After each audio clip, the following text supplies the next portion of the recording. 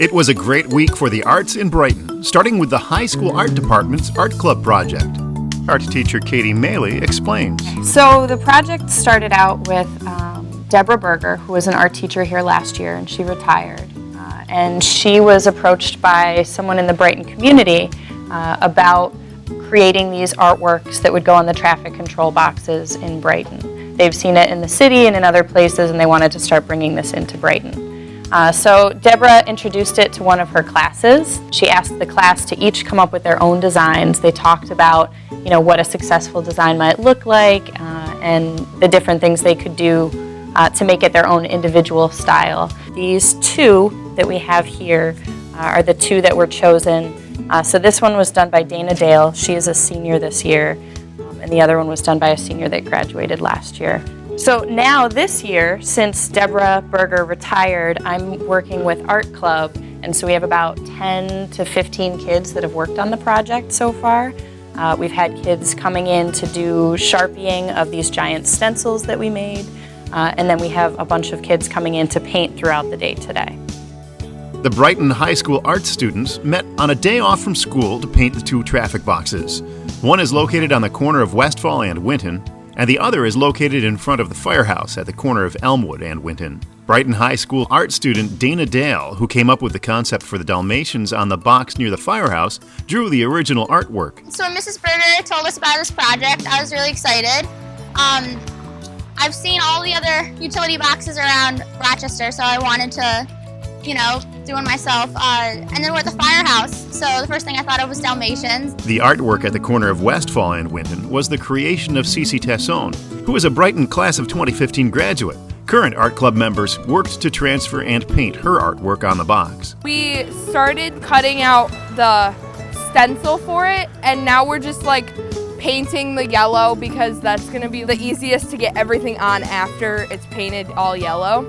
It's kind of working out for us, but at the same time it's not, so we'll get through it. The task took the better part of the day, and Brighton Town Council member Christopher Werner stopped by to admire the project. This is a great project. Dana's design with the Dalmatians is just custom fit for the firehouse. The project was a joint effort between the town and the Brighton High School Art Club. We started looking around to see how projects like this work. We petitioned the county. This is a county box, and gave them the design and how we were going to paint it.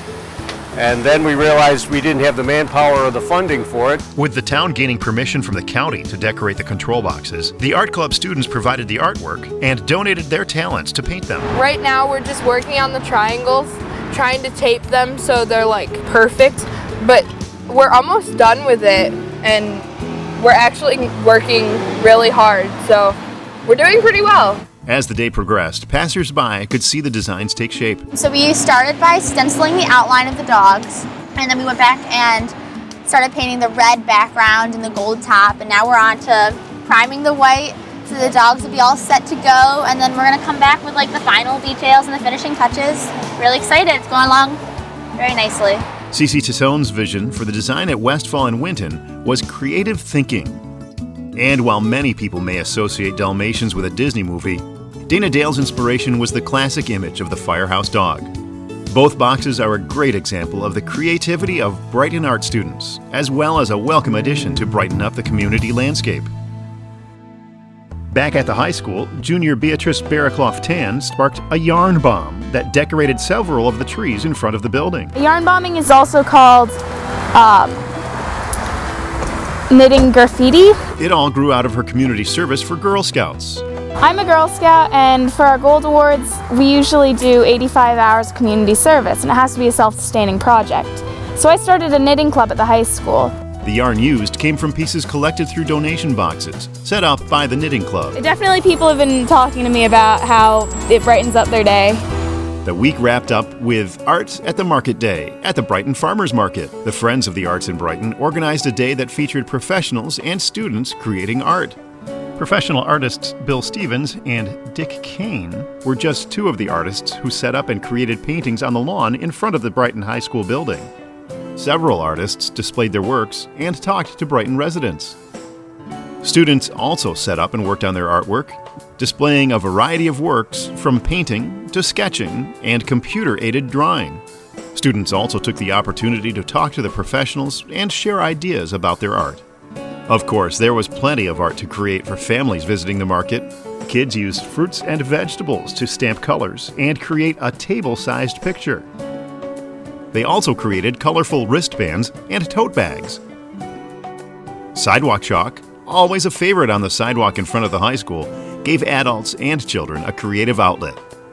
As did the giant Friends of the Arts in Brighton cards by the front doors to the high school. Art teacher Katie Maley demonstrated how to use a potter's wheel and gave students a chance to try their hand at creating with clay.